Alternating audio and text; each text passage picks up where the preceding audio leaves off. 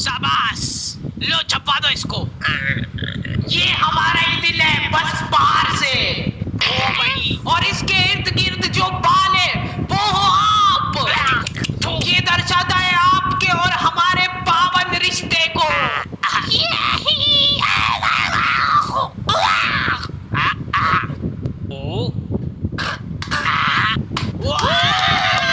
बाबलू पहलवान, ये बाबलू भैया ही जीतेंगे।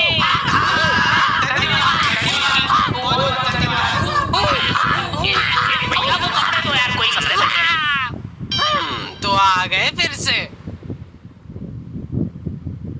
तो गर्मियों में कुछ लोगों को कूलर नसीब होता है और कुछ लोगों को बेकार कूलर नसीब होता है। हमारे पास एक प्राचीन कूलर था जो कि इनको दहेज में मिला था।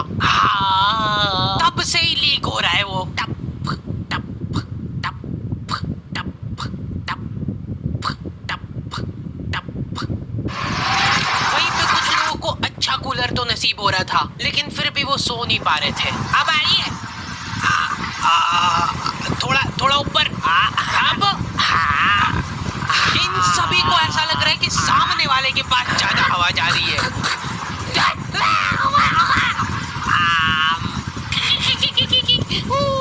कूलर पे ऑटो स्विंग चालू करके ये लोग उसके साथ साथ घूम रहे हैं। रात भर ऐसे ही भगते फिर रहे ये लोग तकिए ले लेके। हमारे साथ ये प्रॉब्लम नहीं थी क्योंकि हमारे पास ये ऑप्शन ही नहीं था। आगे का पूरा भड़का उड़ा हुआ था हमारे कूलर का। आज तक हम लोगों ने उसकी फुल स्पीड नहीं देखी है क्योंकि पहली स्पीड में वो भागो। हमको ऐसा लगता था कि फुल स्पीड में चालू कर दिया ना तो हमारे सोने के बाद उड़ के बाहर चला जाएगा वो।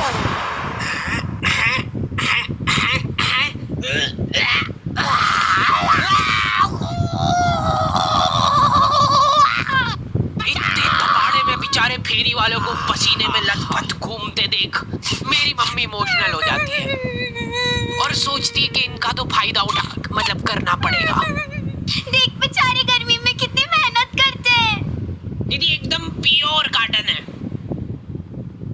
इसका असली लुक तभी आएगा जब आप इसको बिछाओगे। लो पकड़ो उधर से, ये देखो ये प्रिंट। दीदी ये हकीकत बता रहा हूँ मैं आपको। कल मैं चुपचाप जा रहा हूँ रास्ते से, आप दौड़ के आओगे मेरे पैर पकड़ लोगे कि 4 और दो भैया, पर तब मैं नहीं दे पाऊंगा क्योंकि तब तक खत्म हो चुके होंगे। माल इतना बढ़िया है। अरे दीदी ये बात लिख के ले लो मेरे से कि लो लिख दिया। आप मेरे सामने गिड़गिड़ाओगे कि भैया प्लीज दे दो, प्लीज दे दो, लेकिन फिर भी मैं नहीं दे पाऊंगा क्योंकि आप आज ही खरीद लोगे सारे चद्दर, है ना। अंधा पोटेंशियल है इन लोगों में। ये तुम्हारे सामने जिंदा आदमी बेच खाएगा। दीदी ये देखो, कुछ नहीं होता है इसको। वो तो पूरा फोल्डेबल है। ये चाहिए ना आपको? चाहिए ना? चाहिए लो ला दे दो। चलो, लेकिन मेरी मम्मी उसको रुला देती है। एक चद्दर खुलवा ली उससे। दीदी यार 250 में तो मेरे को पड़ता है। इतने तपाड़े में घूम के 50 रुपए एक पीस पे बनते हैं दीदी मेरे। वारेन दो भैया, वाह जाओ, और तेज धूप पड़ जाए तो बढ़िया रे। वो बापड़ा तुम्हारी कॉलोनी की 4 राउंड लगा के वापस से आएगा तुम्हारे घर के सामने, और तुम्हारी मम्मी को पता है ये चीज, वो गेट पे ही खड़ी है। क्या हुआ भैया फिर? लो ले लो यार दीदी। उस बेचारे ने घाटे में जाके बेचा है माल। उसके बाद भी मम्मी बेटा देखो मालूम नहीं है, ये सब चोरी का माल रहता है इनके पास। तो फिर उससे खरीदा क्यों? एक बार को मान लो कि वो चोरी करके भी लाया है तो उसमें भी तो मेहनत लगी उस बेचारे की। हाँ, ये मम्मियों के पास कुछ अद्भुत ताकतें होती है, उनमें से एक है ये। 1 घंटे बाद खराब हो जाएगी। मम्मियाँ सामान सूंघ के उनकी एक्सपायरी बता देती है। मेरे को आज भी याद है वो दिन जब बस आखिरी 10 मिनट बचे हैं। अब तो 2 ही मिनट बचे हैं। हेलो। दूसरी तरफ बबलू पहलवान का दबदबा बढ़ता ही जा रहा था। उस दिन बबलू पहलवान का जन्मदिन था और पूरे शहर को ये बात मालूम थी क्योंकि हर गली नुक्कड़ पे इन लोगों ने पोस्टर लगवा दिए थे। बबलू भैया पहलवान हैं, इसलिए जन्मदिन की शुभकामनाएं। भाई साहब इनमें से बबलू भैया कौन से? ये तो नहीं क्या। और बबलू पहलवान ने जिंदगी में पहली बार कुछ ढंग का काम करने का सोचा। अरे बबलू भैया ये तो पिघल गई, आपके लिए नहीं लाता। कोई बात नहीं, मेरे को मेरी जनता की सेवा करनी है।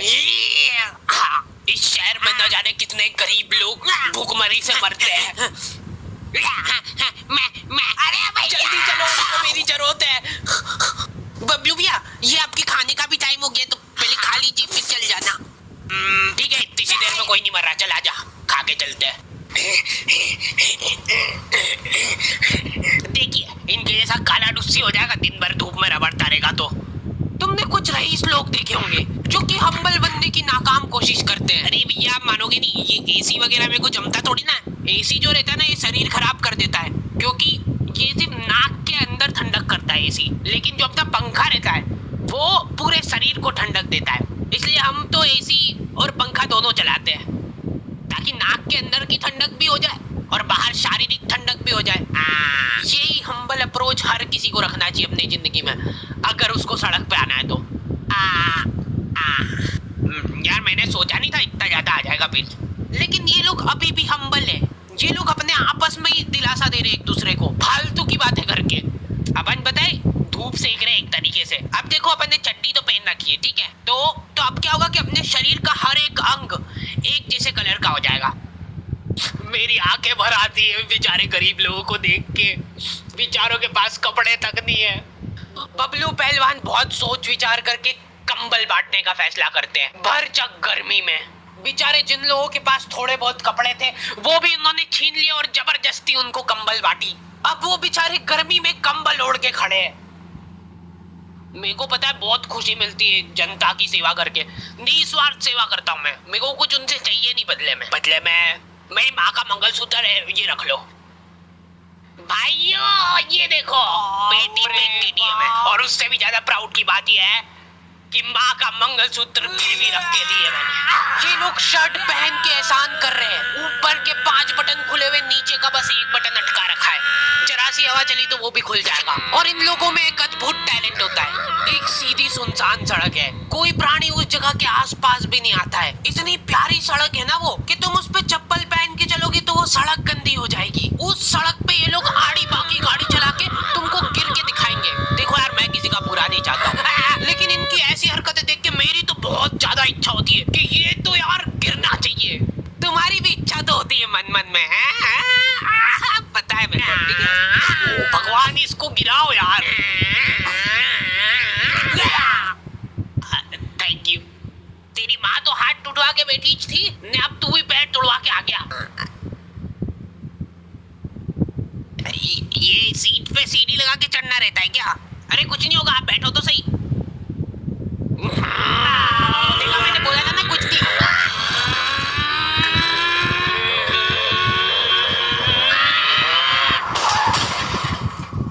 अरे यार कैसे चलाते, एक तो ये लोगों को गाड़ी चला। भाई देख के चलाना भैया, दीदी आप रोक जाओगे बदतमीज। जा रहा हूँ मैं मेरे दोस्तों के साथ घूमने। और सुनो ध्यान से, तेरे हाथ नहीं है और तेरे पैर नहीं है, तो अब तुम दो एक दूसरे का सहारा हो, ठीक है? चलो टाटा। जल्दी यार टाइम हो गया है। चलो ठीक है, पैकिंग तो हो गई है। गर्मी में लेडीजों का एक माफिया ग्रुप होता है, पूरा शरीर हाथ मुंह पैर सब ढक लेंगे ये लोग। उसके बाद मुंह से बड़ा चश्मा लगा के देख के चलाना भैया। मेरे को कोई आंटी जी सड़क पे आते हुए दिखते तो मैं सड़क ही चेंज कर लेता हूँ, क्योंकि आंटियों के सामने कोई गाड़ी आ जाती है तो उनसे घबराहट में एक्सीलेटर फुल हो जाता है। लेकिन इधर मम्मी को अलग ही टेंशन हो रही थी। चद्दर वाले को ज्यादा बोल दिया यार मैंने। 250 बोला था तो एकदम से मान गया था वो, मतलब माल तो चोरी का ही है। घनश्याम पापा और धर्मेंद्र निकल चुके थे घर से। इन लोगों ने 4 दिन तक प्लानिंग करी थी और ऐसी जगह चुनी जहाँ पे इनके शहर से भी ज्यादा गर्मी हो।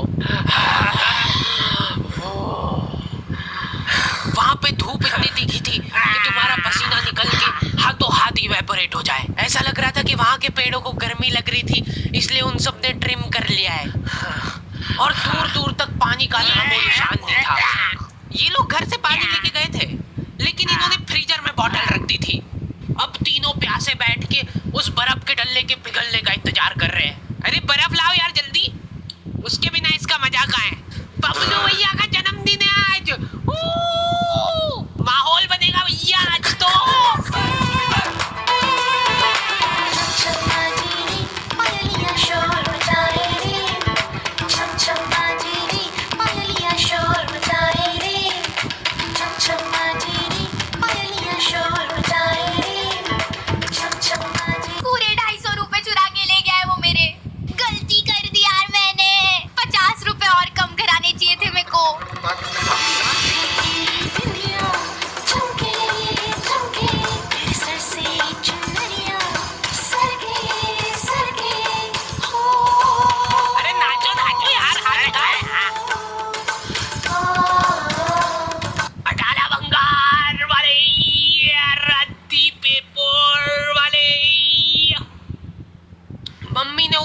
का इतना घाटा कर दिया था कि उस बेचारे को प्रोफेशन चेंज करना पड़ गया।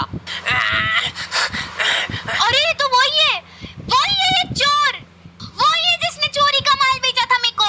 ओए रुक जा वहीं पे। अरे मैंने कुछ नहीं करा, मेरे को मत मारो ऐसे यार। नहीं मानेगा ये। देखो ये चश्मा कैसा लग रहा है, एकदम वेल्डिंग वाला लग रहा है। क्या हुआ इसको? भाई वो सही में वेल्डिंग ही करता है।